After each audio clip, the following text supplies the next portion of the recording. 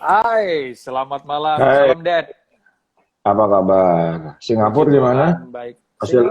Masih, Singapura masih tetap lockdown dan segala haha, bahan makanan, bahan pokok per 3 hari lalu sudah melambung tinggi.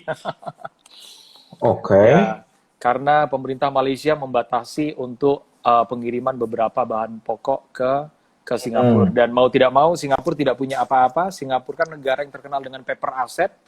Jadi mereka tidak mhm. punya pertanian, mereka tidak punya perikanan, mau tidak mau saat ini Singapura mengandalkan sepenuhnya 60% disuplai dari Indonesia. Gimana? Wah, Tangerang, Indonesia, gimana, Dad? Selama sepanjang minggu? mengkhawatirkan Hmm, karena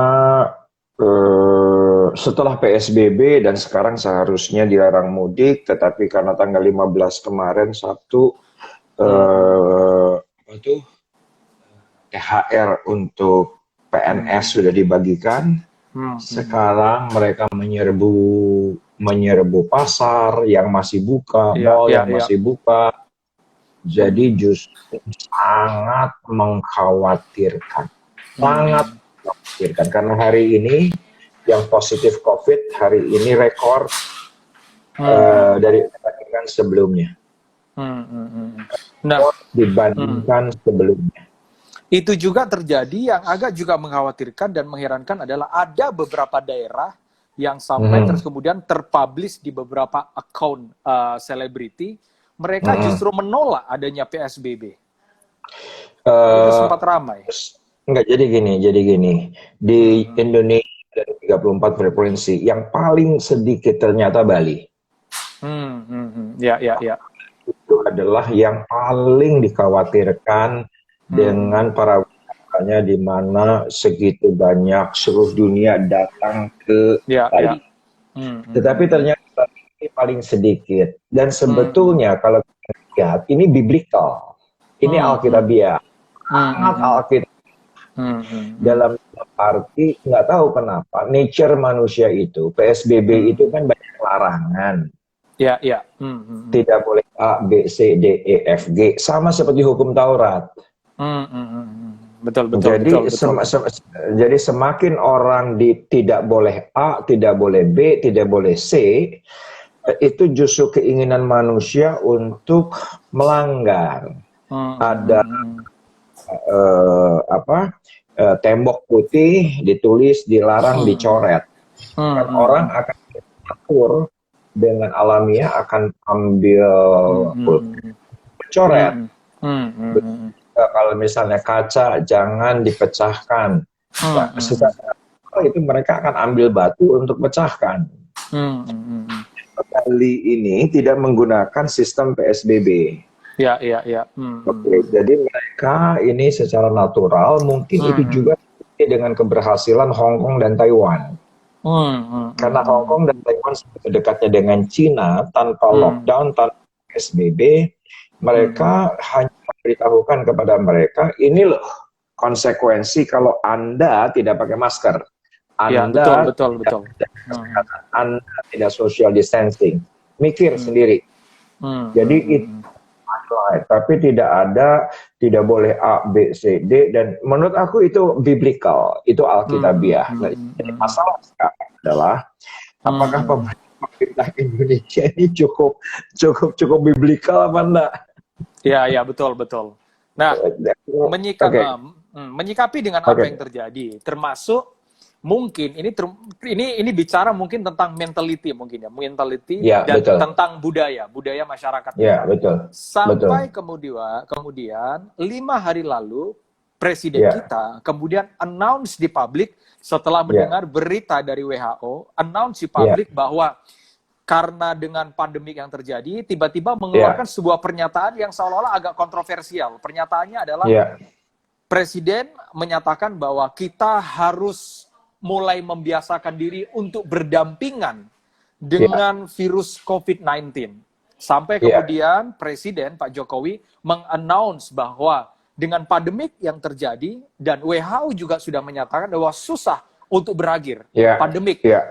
sampai vaksin itu ditemukan. Sebelum Ya. sampai vaksin itu ditemukan, maka masyarakat harus mulai terbiasa untuk hidup berdampingan dengan COVID-19 hingga muncul sebuah persepsi dan kehidupan yang baru yang malam hari ini akan kita bahas, namanya adalah the new normal. Sebuah transisi perilaku habit manusia yang sama sekali sebelumnya tidak pernah terjadi, tapi dengan pandemik ini terjadi, maka mereka akan punya sebuah kehidupan namanya the new normal, dan itu sudah digaungkan di seluruh dunia. Nah, malam hari ini kita akan bahas itu. The new normal sendiri itu sebenarnya apa sih? Oke, jadi kalau kita ngelihat definisi umum, the new normal adalah sesuatu yang anomali, aneh, tidak lazim, dan itu menjadi biasa. Itu adalah definisi daripada the new normal. Aneh, tidak lazim, anomali menjadi sesuatu yang biasa. Jadi misalnya saya kasih contoh lah, paling ekstrim, saya beberapa sama kamu aja. Terkadang sebelum pandemi kita video call. Mungkin orang lain ngapain sih laki sama laki video call, genit banget gitu. Sih udah kayak pacaran aja gitu kan, laki gitu kan. Tetapi sekarang kan itu bukan sesuatu yang abnormal, itu menjadi the new normal, menjadi normal. Nah sekarang ke depannya ini dengan apa yang dikatakan oleh Pak Jokowi bahwa kita harus hidup berdampingan, aku setuju. Aku banyak setuju dari sisi ekonomi, karena sekarang yang jadi masalah adalah dampak kesehatan. Itu menjadi jauh lebih kecil dibandingkan dampak PHK. Betul. Jadi kondisi si malakama yang sedemikian rupa, tetapi kembali oleh karena itu kita akan memasuki kehidupan the new normal ini. Misalnya sederhana, nanti mall dibuka, nanti mall dibuka semua harus pakai masker, nggak boleh berdekatan, nanti restoran jauhan, supaya nggak tempat duduknya tetap 4, tetapi ada 2 gitu kan. Itu akan menjadi sesuatu yang biasa, dan ini diprediksi sebelum vaksin ditemukan itu akan 2 tahun kita akan alami the new normal. Walaupun ke depan menurut aku juga masalah, karena sekarang vaksin ini sendiri yang pasti Amerika sudah mengatakan bahwa sudah dekat. Tetapi aku khawatir dengan harga US dollar yang begitu tinggi, tidak akan semua orang benar mengkonsumsi vaksin dari Amerika. Jadi yang paling mungkin buat kita yaitu dari India dan Cina. Kita sudah mengatakan bahwa nanti kalau ditemukan vaksin karena sudah berhasil di dua pencobaan terhadap manusia, itu akan dihibahkan kepada dunia. Jadi itu gratis. Jadi masalah sekarang soal produksi berapa lama dan soal distribusi sedemikian rupa. Soal produk ada mafianya, tetapi soal distribusi mungkin ada mafianya. Siapa cepat siapa dapat. Dan ini akan sedemikian rupa 2 tahun ke depan harus kita prediksi. Dari sisi kita gereja, dari sisi kita hamba Tuhan, kita hanya bisa memperhatikan yang di luar. Memperhatikan yang di luar dan bagaimana kita hikmat Tuhan untuk kita bisa mengantisipasi apa yang terjadi dengan yang di luar. Itu saja. Mau tidak mau kan the new normal itu merubah. Jadi the new normal itu kan transisi, termasuk perilaku habit manusia mulai berubah. Jadi antara penjual dengan pembeli, antara guru dengan murid, itu kan ada banyak hal yang berubah. Dan orang sudah mulai terbiasa untuk mereka mungkin, karena mau tidak mau, sebelum vaksin itu ditemukan, maka akan ada pemberlakuan social distancing. Artinya kita berjabat tangan pun sepertinya susah untuk bisa dilakukan. Jadi ada satu kehidupan yang baru. Nah, termasuk pasti akan berimbas terhadap gereja Tuhan. Nah, sebagai hamba Tuhan, pandangan seperti apa menyikapi the new normal yang sebenarnya ini sudah terjadi, bahkan pandemi berakhir, maka the new normal itu akan terus berlanjut. Nah, sebagai hamba Tuhan, dari sisi sudut pandang hamba Tuhan, kira-kira melihat the new normal itu seperti apa? Oke, dari sisi hamba Tuhan. Satu, yang pertama, sekarang kita tidak bisa lagi mengatakan dia jemaat saya. Sekarang tidak ada lagi jemaat Pentakosta, tidak lagi ada jemaat Baptis, tidak lagi jemaat apapun denominasinya. Kenapa? Tidak lagi. Karena orang yang fasih aja berbahasa Inggris. Mungkin intip sebentar gereja lokalnya. Tapi setelah itu di hari Minggu dia dengan bebasnya. Dengan bebasnya dia punya platform yang mana dia suka. Sekarang lagi denominasi. Sekarang lagi GBI kah, Pentakosta kah, Metodis kah, tidak ada lagi jemaat seperti itu. Jadi sekarang ini kembali seperti apa yang kita bahas minggu yang lalu, di mana kenapa akan Babel berdiri karena mereka menggunakan satu kata, satu bahasa, satu bangsa. Nah sekarang gereja juga sebetulnya satu. Sekarang sudah menuju kepada satu gereja, yaitu gereja digital, gereja virtual. Kita udah nggak bisa lagi mengatakan kepada mereka bahwa ini jemaat A, jemaat B, jemaat C, jemaat D. Tidak bisa lagi. Nah, jadi ke depan pun, kalaupun ini nanti gereja offline dibuka, gereja offline dibuka, tapi betapa rumitnya kalau setiap hari ada yang positif dan setiap hari masih ada orang meninggal. Betapa rumitnya. Mungkin David yang ada di Singapura lebih familiar bahwa sebelum lockdown Singapura bahwa hari Sabtu harus daftar. Betul. Nama, alamat, nomor handphone, email. Agar apa? Karena nanti kalau ada di ibadah tersebut yang COVID, pemerintah dengan mentris. Nah, betul. Apalagi sekarang itu kan pre-COVID. Ini apalagi dalam COVID. Padahal di sisi yang 7 kali kebaktian seperti kami menjadi mungkin 4 kali kebaktian. Tapi yang 4 kali kebaktian pun dari awal sudah sedemikian rupa. Kenapa? Karena duduk saja sudah social distancing. Betul. Yang biasanya 500 misalnya jadi 200. Jadi kalau yang 200 ini dari awal secara administrasi supaya aman, kita nggak tahu dari 200 ini apakah ada carrier atau tidak. Saya sudah berpikir bahwa kalau offline, yang mana online-nya tetap jalan, itu ada pendaftaran. Hari Minggu pasti kita ada yang namanya suhu. Disinfektan, pasti ada hand sanitizer. Masuk ruangan ibadah sudah dalam keadaan lengkap. Nanti ibadah pun tidak mungkin 1 jam.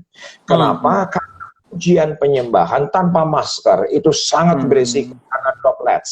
Karena droplets itu karena ruangan yang pendek, sedangkan itu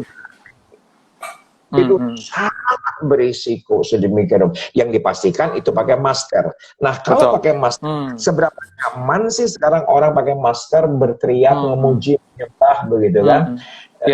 Itu juga harus diperpendek. Dan di khotbah juga harus diperpendek. Kalau dulu mungkin tidak berpikir bahwa gimana kita berpikir. Kalau kita berpikir bagaimana kita mengatur orang. Betul. Kenapa masalah sekarang? Karena aku yakin paling banyak orang yang kembali ke gereja 30% saja. Hanya pertanyaannya sederhana. Hanya pertanyaannya sederhana. Memang setelah gereja yang offline, gereja secara fisik terus kemudian tertutup, mau tidak mau, maka semua jemaat, bahasa kasarnya, mereka makan, bertumbuh dari hamba Tuhan, dari gereja mana saja. Dan membuat seolah-olah gereja tidak terpisah-pisah. Dan mungkin selama ini adalah gereja fisiklah yang telah memisahkan dan membeda-bedakan antara satu pengajaran yang lain. Nah, cuma yang jadi masalah, ini agak pertanyaan nyeletuk sedikit nih. Gereja dengan konsep ibadah yang online, yang maaf yang tidak offline tadi, apakah gereja tersebut bisa dibilang gereja yang Alkitabiah? Bisa dia Alkitabiah, jelas Alkitabiah.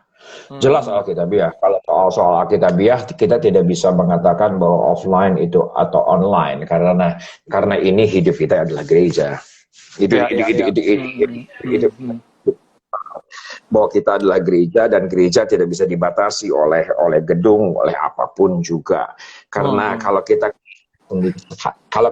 melihat aja jujur ya, Yesus saja bersama dengan muridnya. Alkitab berkata dari Matius, Markus, Lukas, Yohanes hanya sekali nyanyian pujian. Hanya satu kali. Hanya satu kali mereka nyanyikan nyanyian pujian. Walaupun ada di Matius dan ada di Lukas. Ada Matius atau di Markus gitu. Ada dua catatan. Tetapi hanya satu kejadian.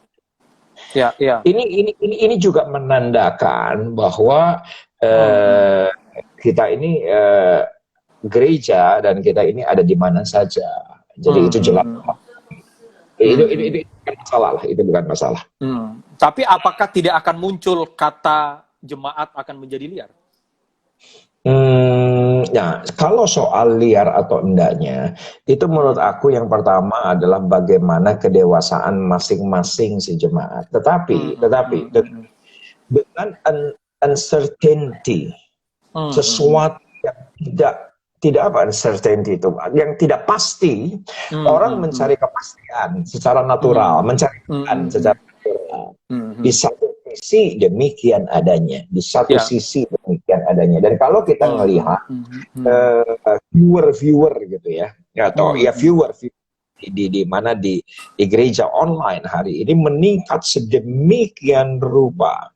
Kalau waktu offline mungkin yang ditawarkan adalah tempat parkir enak, ditawarkan AC-nya enak, ditawarkan pujian penyembahannya enak, ditawarkan hadiratnya enak, ditawarkan lobbynya enak gitu, food hall-nya makanannya enak.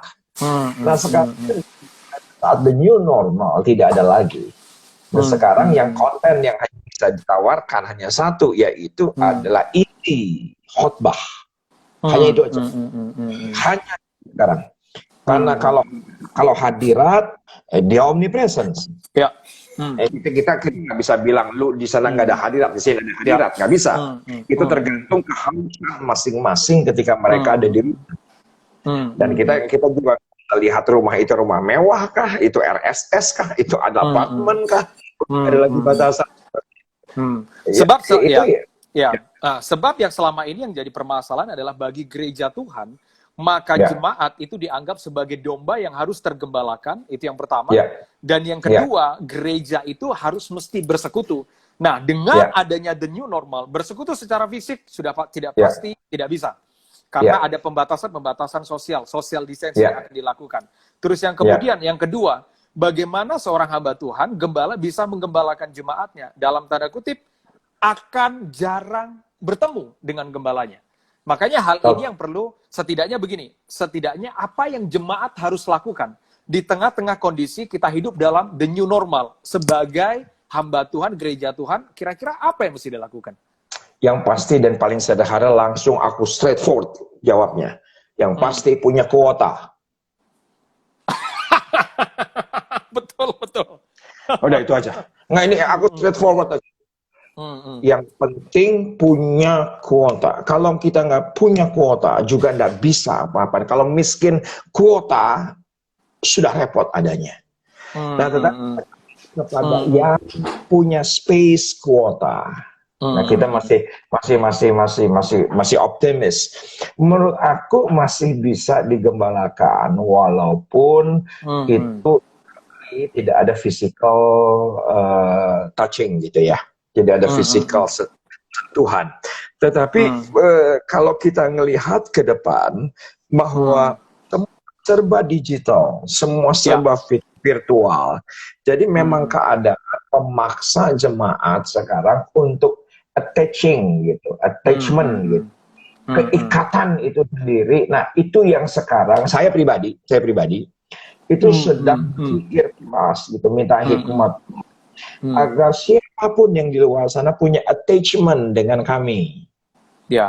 Attachment dengan gereja, attachment dengan saya pribadi begitu. Nah ini adalah sesuatu yang nggak bisa direkayasa juga. Kenapa? Ya hari ini dia suka saya, besok dia nggak suka saya.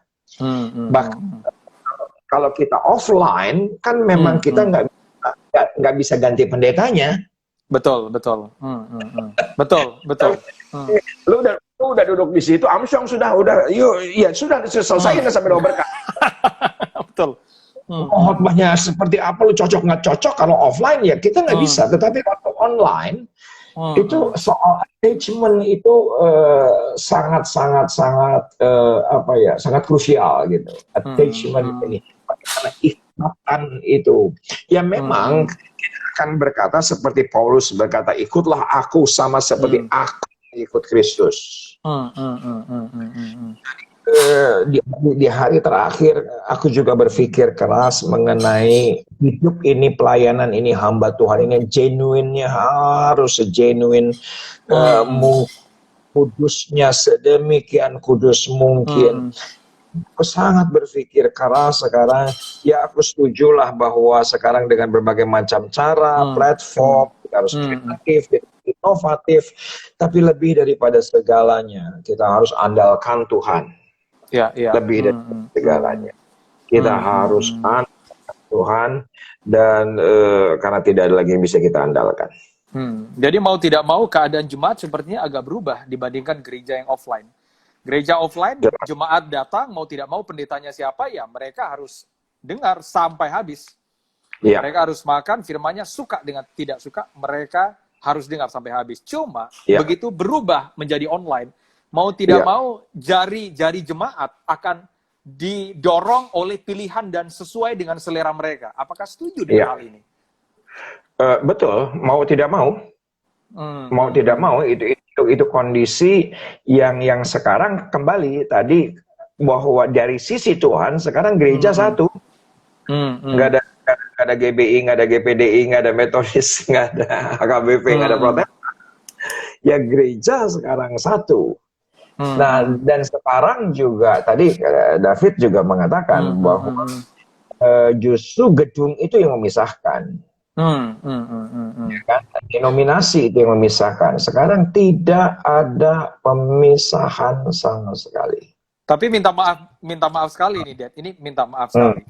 Kalau yang ngomong itu adalah penginjil atau yang ngomong itu adalah pembicara yang tanpa menggembalakan, mungkin tidak terlalu punya beban. Tapi ini kan Dad sendiri kan pertama gembala. Bisa ngomong bahwa ya mau nggak ada lagi tembok gereja, nggak ada lagi yang tadi, nggak ada lagi GBI, nggak ada lagi Protestan, nggak ada lagi GBDI, tapi masing-masing orang itu ya jadi satu, jadi jemaat Tuhan. Nah, tapi apakah semua gembala punya cara berpikir yang sama tentang ini? Karena ini nggak mudah loh, saya minta maaf. Karena mau nggak mau, kalau kita bilang bahwa jemaat mau tidak mau adalah jemaat Tuhan, bukan lagi jemaat milik kita. Mau tidak mau seolah-olah kita melepaskan apa yang selama ini kita merasa kita miliki. Termasuk jemaat atau domba-domba Tuhan. Nah, inilah yang dinamakan the new normal. Build the new normal, yang suka atau tidak suka. Jadi contoh misalnya begini, nanti misalnya ada orang mau nikah, bagi orang atau mau dibaptis, atau malah sakramen gereja. Mereka tuh bilang ini, Pak Riza, saya ini tinggalnya di Bekasi. Tidak pernah datang ke, tetapi ketika pandemi ini saya selalu mengikuti khotbah-khotbah Bapak di YouTube. Boleh saya nikahkan di gereja Bapak? Oke. Dan itu satu. Tapi di satu sisi juga, kita juga nggak bisa nakut-nakutin jemaat. Lu kalau nggak ngikutin gereja online, gue nggak bakal kawinin anak lu. Betul. Gue nggak bakal kawin lu. Gue nggak bakalin baptis lu karena lu nggak perpuluhan di gue, lu nggak gereja gue, masuk neraka. Nggak bisa. Tapi di satu sisi lain sekarang kita juga dengan segala keberadaan harus menerima dunia yang datang. Yang apapun mereka, siapapun mereka akan datang dengan segala kebutuhannya. Dan sekarang mereka nggak bisa, ini KKJ saya, ini kartu jemaat. Kartu jemaat saya. Nggak bisa. Memang betul yang kartu jemaat yang sebelum pandemi. Misalnya mereka sudah didaftarkan, kita akan layani. Itu harus kita layani. Tetapi yang tidak ada KKJ pun, kita layani. Oke. Jadi permurnian pelayanan sedemikian rupa hebat nanti dalam the new normal ini, pemurnian. Jadi kita udah nggak bisa lagi melihat sekarang, ya yang penting sekarang kalau kita gereja punya doktrin tertentu, apa yang kita percaya tertentu, ya minimal requirement dari sisi admin, dari sisi teologi, ya kita akan layani. Jadi dilihat dari sisi baiknya adalah itu, bahwa kita bisa melayani semua orang. Apalagi kita harus melayani the new normal, mau tidak mau, bahwa sekalipun secara fisik, kontak fisik, sosial, kita tidak bisa ketemu, tapi justru internet, tapi justru media, platform media akan menyatukan kita. Dan jemaat bisa, mereka belajar dari kita, jemaat lebih mudah bertumbuh dengan pendeta siapapun. Oke. Sampai di situ, itu pandangan hamba Tuhan, pandangan untuk gereja Tuhan. Nah, sekarang menyambung dari apa yang sudah kita bicarakan minggu lalu. Minggu lalu kita bicarakan tentang satu masalah sistem, satu tatanan, satu sistem yang terus kemudian satu sistem dan tatanan itu merubah keadaan dunia sampai muncul namanya the new normal. Nah, ini di media, selama 1 minggu ini, media ini cukup agak nyeletuk. Apakah menurut Detrija, apakah ada hubungannya new normal yang digaung-gaungkan, apakah ada hubungannya new normal dengan new world order? Jelas. Oke. Jelas. Kenapa? Karena kembali apa yang kita bahas minggu yang lalu, pola bisa berbeda, bentuk bisa berbeda, spirit sama. Spiritnya sama, yaitu adalah bahwa ke depan Antichrist akan muncul. Sebelum Antichrist muncul, kita akan terangkat naik ke sorga, dan segala sesuatunya akan menjadi one order, one currency. Semua sekarang akan menjadi, semua akan menjadi satu pemerintahan, satu keuangan, satu mata uang. Itu ya akan terjadi. Jadi kalau melihat hal ini, betapa sekarang kedatangan Tuhan kali kedua, dan kedatangan Tuhan kali kedua itu sudah sangat-sangat singkat. Ya. Nah, setelah muncul istilah new normal, makanya dikaitkan, new normal selalu dikaitkan dengan new world order, di mana satu tatanan, satu sistem. Mau tidak mau ke depan, media mencatat bahwa 10 tahun terakhir, pembayaran secara fisik, secara uang kertas, itu sudah mulai berkurang. Mau tidak mau, di beberapa negara, orang sudah dihubungkan dengan pembayaran digital. Bahkan muncul 10 tahun yang lalu tentang cryptocurrency. Jadi uang elektronik, uang digital. Yang ditakutkan begini, ketika New World Order terus kemudian menguasai, kita masih menerka-nerka. Penemuan vaksin ini apakah di bawah dari New World Order, tapi banyak orang mereka sudah kelompok mereka lah yang akan menemukan. Nah, terus kemudian yang paling ditakutkan begini. Bagaimana gereja Tuhan, nasib gereja Tuhan ketika semua tatanan diarahkan pada satu sistem? Bagaimana nasib gereja Tuhan nantinya? Apa yang perlu diwaspadai oleh gereja Tuhan? Karena mau tidak mau pembayaran satu lewat internet, terus pembayaran lewat currency, digital currency. Apa yang perlu diantisipasi? Kembali, tolong diperhatikan tangan saya ini. Kalau ini adalah rapture, apa yang anak tidak tahu, siapapun tidak tahu, hanya Bapa yang tahu. Kalau semua kejadian ada sebelum rapture, kita akan mengalaminya. Oke. Dan kita tidak bisa avoid, kita nggak bisa decline, kita nggak bisa menghindar. Tetapi yang kita bisa hindari adalah spiritnya. Nanti bahasan kita minggu yang lalu bahwa mereka itu akan menggunakan hal jual beli, yaitu mamon. Dan mamon itu akan menjadi clue jalan masuk bagi Antichrist agar dunia menyembah dia. Yang poinnya adalah di sini. Poinnya adalah di sini. Pastikan saja kita ada di dalam buku kehidupan. Nama kita tidak terhapus, kita ada dalam kehidupan, kita ada dalam kekudusan, kita dalam melayani. Nah, poinnya adalah di sini. Kalau semua kita harus alami di sini, memang kita harus alami. Ya, buktinya saja barcode itu 6666 gitu kan. Ya tetap aja sampai hari ini juga kita masih ngikutin barcode. Karena kita belanja juga gitu. Apakah antikris kan tidak? Apakah kita penyembah antikris kan tidak? Karena memang posisinya adalah di sini. Tapi yang jadi masalah, pastikan saja waktu ini datang, kita terangkat, dan waktu ini terjadi, kita sudah tidak ada. Kawinan anak domba. Ya, karena mau tidak mau, satu tatanan, satu sistem, pasti mereka berupaya untuk menguasai gereja. Nah, hal apa yang paling penting nih, paling penting untuk gereja hindari? Maaf ya, tanpa bermaksud menyinggung, mau tidak mau, kalau penggunaan termasuk uang kertas tidak terpakai kembali, maka orang mau tidak mau akan gunakan fasilitas untuk digital currency, pembayaran secara digital, termasuk gereja akan memakai itu. Tidak masalah. Tidak mau. Sampai tidak masalah.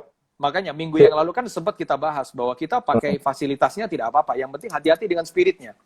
Ya, tidak masalah. Tidak masalah sama sekali. Yang penting kita masih tetap menyembah Tuhan dan kita tidak menyembah mamonnya itu sendiri. Ya, masalahnya sorry Dad. Masalahnya begini, ada tipikal hamba Tuhan yang dari pembahasan kita minggu lalu, ternyata ada hamba Tuhan yang punya pemikiran begini, oh nggak bisa, kita harus menolak, itu kan buatan daripada iblis.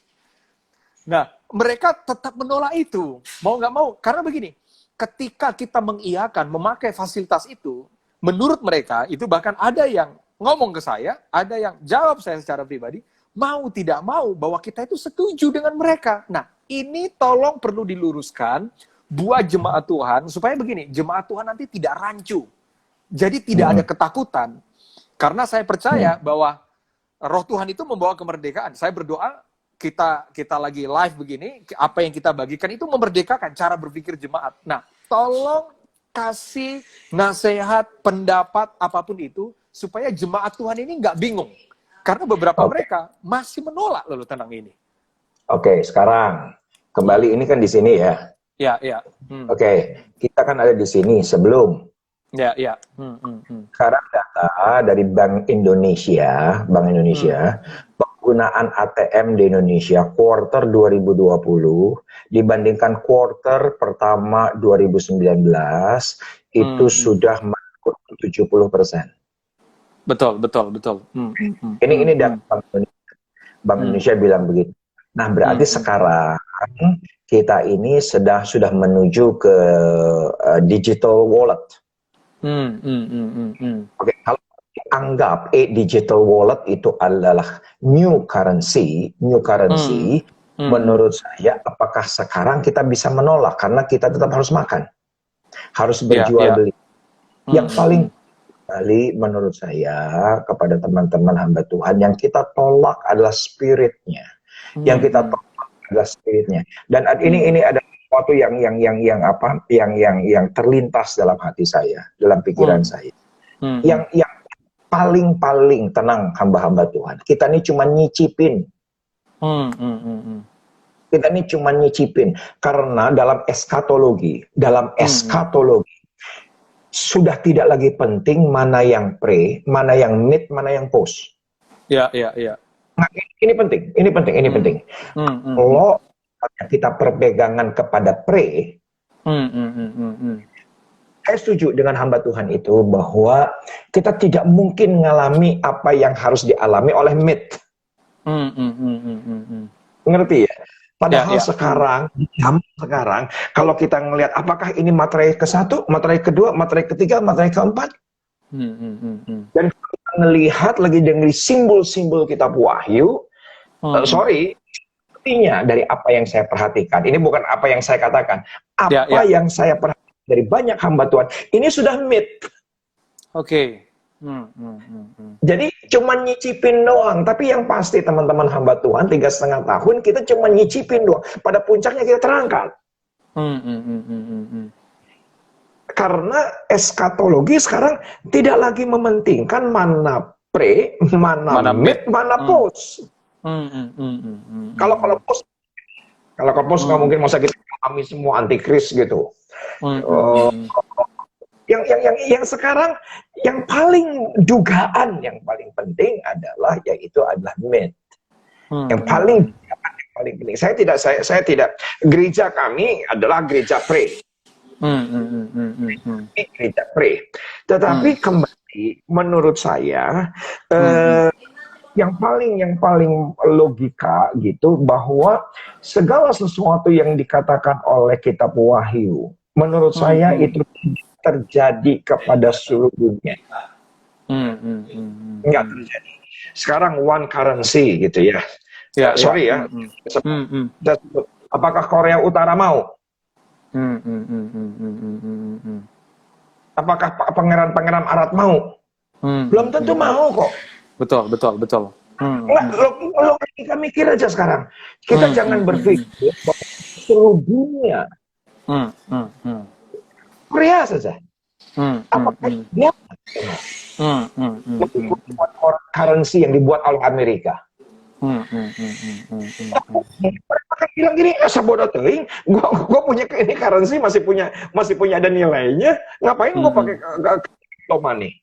Nggak harus juga. Nggak harus juga. Yang penting adalah kembali soal ini.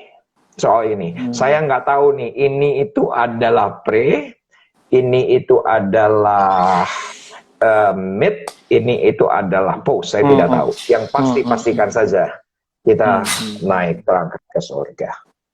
Karena karena dulu juga saya juga dulu pernah ikut seminar. Jangan beras. Kalau jangan beras katanya, kita harus tolak beras yang kalau kita ke supermarket, di situ kita harus bayar pakai barcode. Kita pada zaman itu,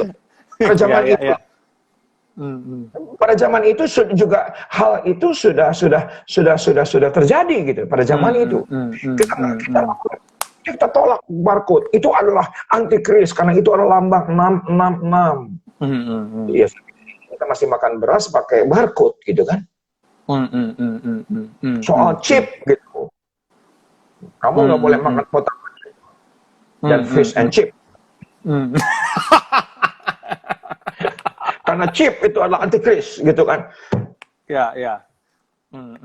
Ya, karena kenapa saya tanya ini, karena ada beberapa hamba Tuhan, termasuk hamba Tuhan yang kontak langsung ke saya, bahwa benar-benar radikal untuk menolak itu. Bahwa kita itu mesti berbeda. Kita ini ciptaan baru, kita ini anak Tuhan. Jangan pernah setuju dengan dunia.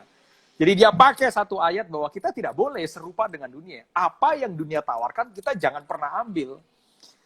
Spiritnya. Tapi mau, ya karena itu. Tapi teman saya ini ngomongin tentang semua hal. Pokoknya produk dunia, semua hal. Tapi mau tidak mau, kita kan akan dibawa ke situ. Nah, tapi itu sudah terjawab. Nah, agak kembali sedikit. Ya. Ketika Presiden Jokowi berkata bahwa kita harus mulai terbiasa untuk berdampingan dengan virus COVID-19. Ini ngomongin tentang iman nih. Ini ngomongin tentang iman. Saya berdoa malam hari ini bahwa cara metanoia kita, pertobatan di arah berpikir kita dicerdaskan dengan apa yang kita obrolin. Ngomongin tentang setuju dengan berdampingan dengan COVID-19. Peran iman sendiri di mana? Apakah seolah-olah kita nggak beriman lagi untuk COVID itu hilang? Atau peran iman sendiri seperti apa? Tolong direview kembali untuk kita bisa dengar. Jadi iman itu harus seperti apa ketika kita hidup berdampingan dengan COVID-19? Masalahnya bukan soal COVID-19. Oke. Masalahnya bukan di COVID-19. Poinnya adalah lalang dan gandum harus hidup berdampingan bersama-sama. Oke. Bentuk daripada lalang itu hari ini, kalaupun itu adalah COVID-19, ya itu udah tertulis. Itu sudah tertulis. Di situ ada lalang, di situ ada gandum, di situ ada gandum, di situ ada lalang. Kita dari Tangerang pindah ke Jakarta, dari Jakarta pindah ke Papua, dari Papua ditengking lagi pindah lagi ke Tangerang. Tengking. Nah ini yang poin-poinnya adalah kembali kalau kita ngelihat perikopnya, saya pernah khotbah kan soalnya tahun yang lalu dalam beberapa bulan. Jadi yang pasti adalah pastikan lalang itu tumbuh. Jangan tidur. Alkitab bilangnya tidur. Ketika iman kita tidur, pengharapan kita tidur, kasih kita tidur, gandumnya, gandumnya tuh jangan tidur gitu. Dalam arti walaupun kita terus iman kita bertumbuh, walaupun makan beras pakai barcode juga bukan karena barcode-nya. Iman yang bertumbuh. Kita harus memang hidup berdampingan dan semua kita tahu. Kitab juga jelas bilang bahwa lalang itu yang mencabut bukan nabi, bukan hamba Tuhan, tapi malaikat sendiri di akhir zaman. Itu bukan sesuatu yang luar biasa sebetulnya, apalagi COVID-19 ini adalah virus yang tidak terlihat. Dan bukankah dengan lalang yaitu penguasa-penguasa di udara yang tidak terlihat.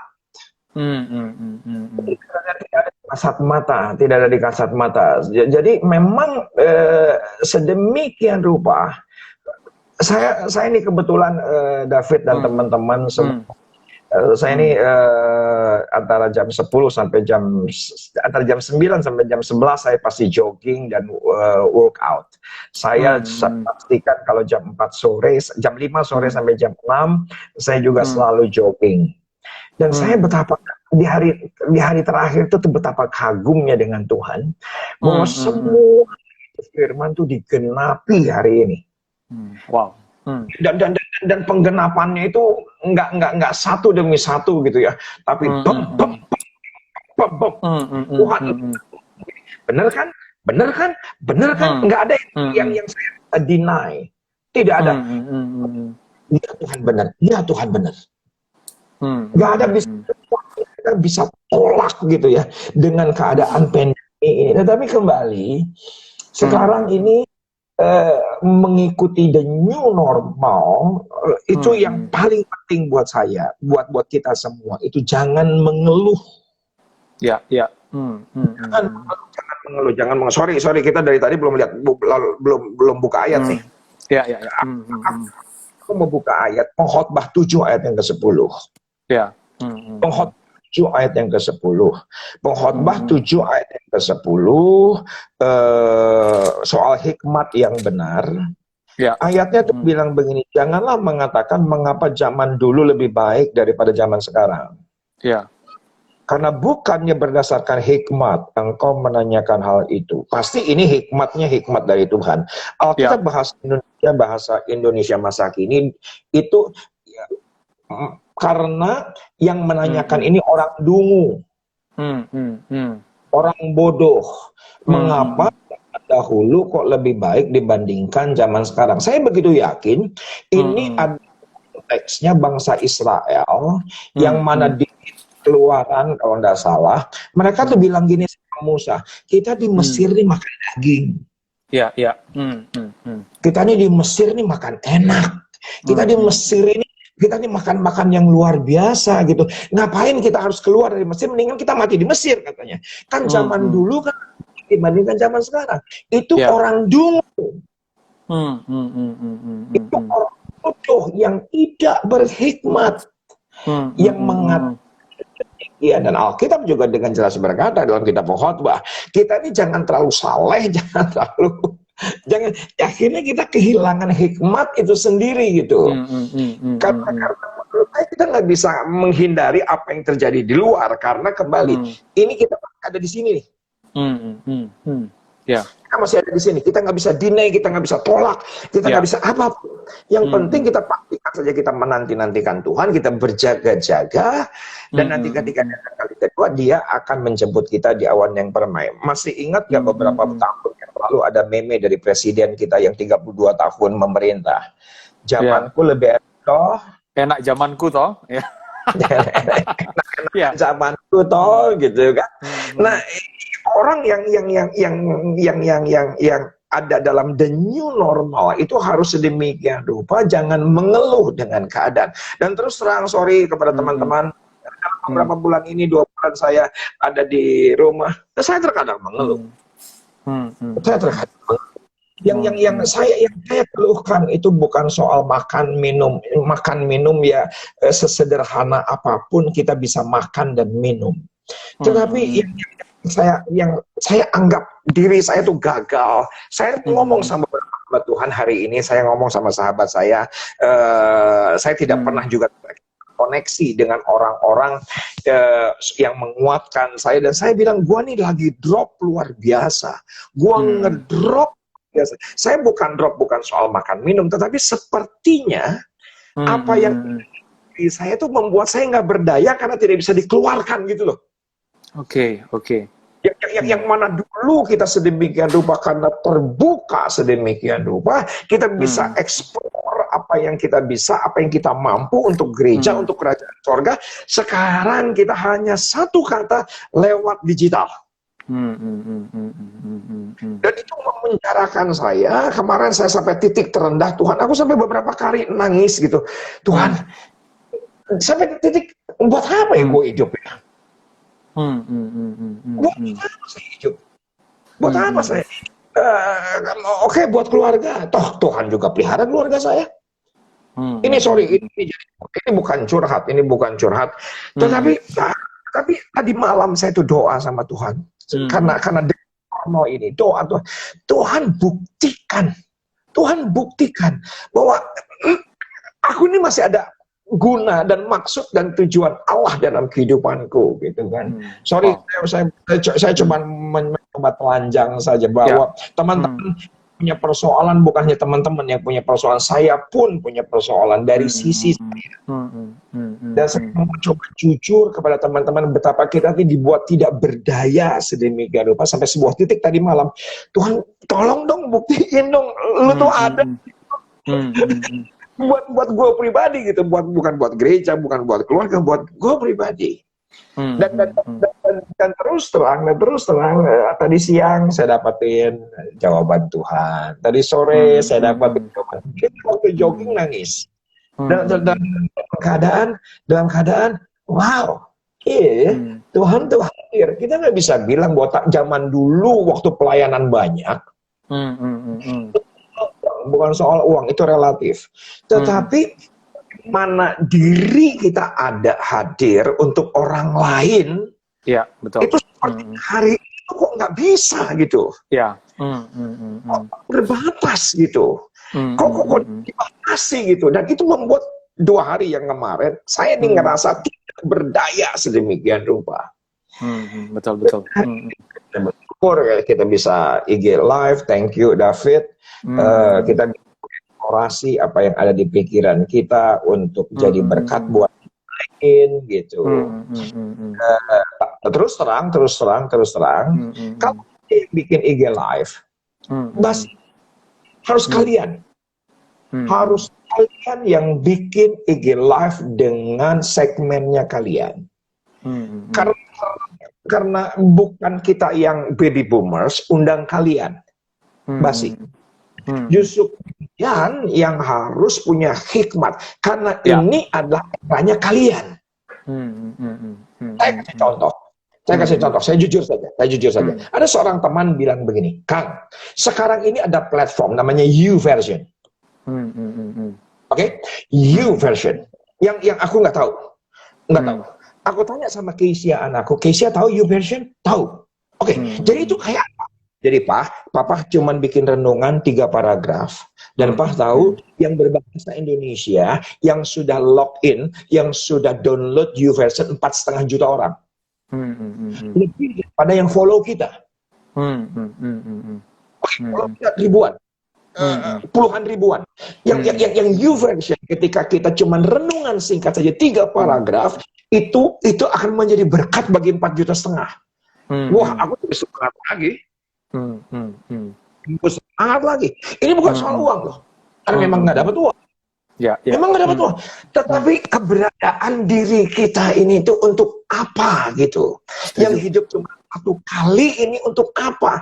Bukan soal popularitas, tetapi 15 tahun yang lalu katanya ada hamba Tuhan datang ke Manado ketika itu baru saja panen cengkeh, para petani beli yang namanya itu adalah apa tuh namanya, kulkas besar, isinya itu adalah pakaian. Betul.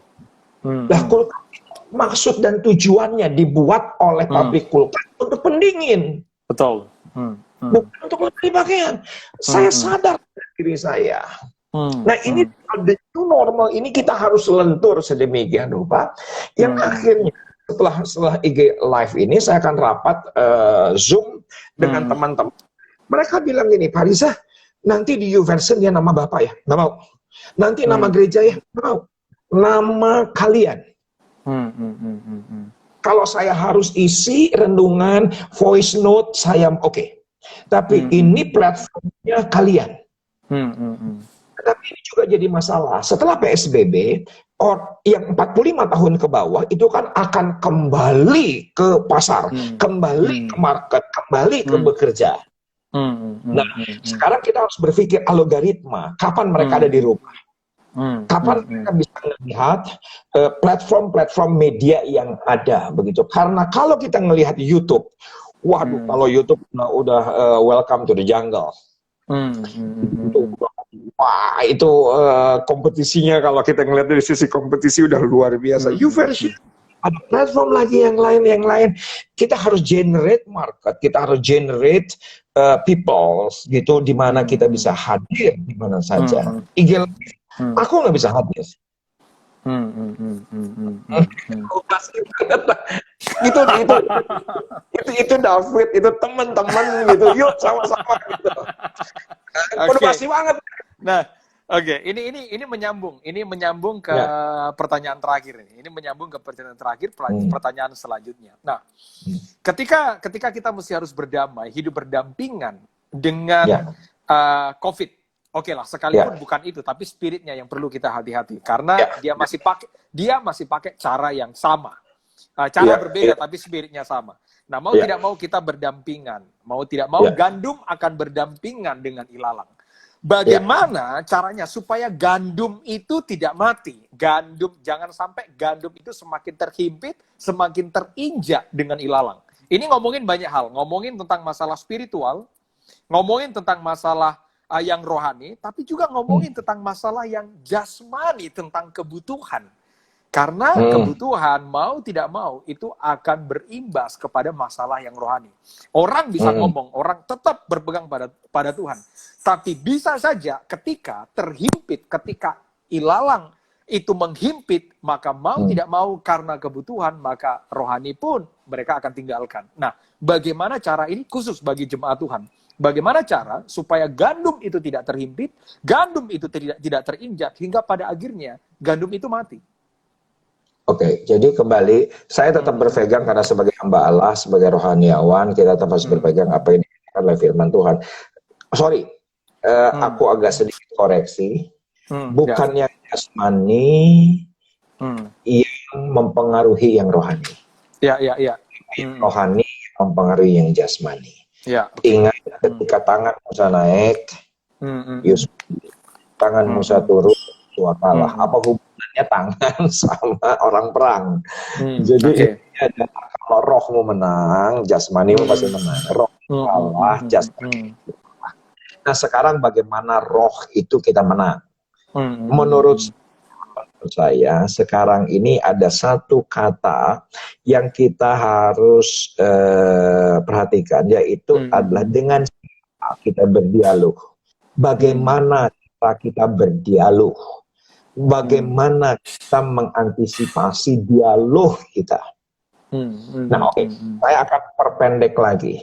Dialog menurut saya yang paling sering berdialog dengan kita adalah diri kita sendiri. Ya sudah, itu aja.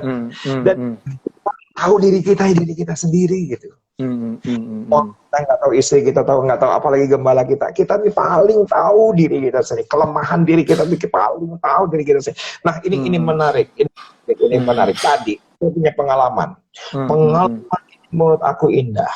Tadi saya waktu saya jogging, tiba-tiba di sepatu saya masuk kerikil kecil. Oke. Masuk kerikil-kerikil. Dan ketika itu saya nggak tahu kenapa nggak saya langsung ambil tuh kerikil. Saya biar kerikil masuk dan akan di telapak kaki. Dan akhirnya saya nggak bisa lari, bahkan saya nggak bisa jalan. Oke. Jadi saya tiba-tiba dapat satu pemikiran lawan kita itu bukan yang di depan. Sekalipun gunung, sekalipun Goliat, sekalipun seringkali yang harus kita lawanlah kerikil kecil yang ada di sepatu kita. Wow. Betul nggak sih? Ya. Saya nggak bisa lari lagi. Benar. Gua jalan tertatih-tatih. Dan ketika saya ambil itu tadi barusan, saya mau ambil itu, saya tuh sampai nggak ambil. Tapi Tuhan tuh ngomong gini, kamu cobain satu lap lagi pakai itu yang kerikil dan kamu pertahankan. Nggak bisa jalan. Tertatih-tatih, kayak jongkok, kayak nggak bisa jalan, kayak orang ya pakai pinggang gitu, nggak bisa jalan. Padahal itu cuma sebutir pasir. Masalah sebutir pasir yang ada dalam diri kita, siapa yang tahu? Kecuali Roh Kudus, Anda sendiri yang tahu. Wow, ya. Ini jadi closing yang bagus nih, jadi closing yang powerful. Kita nggak perlu berpikir COVID yang di luar sana. Ya. Pastikan saja kerikil demi kerikilnya, pertobatan demi pertobatan, dan kita tidak melakukan lagi. Supaya kita bisa lari lagi bersama dengan Tuhan, kita bisa jalan lagi bersama dengan Tuhan.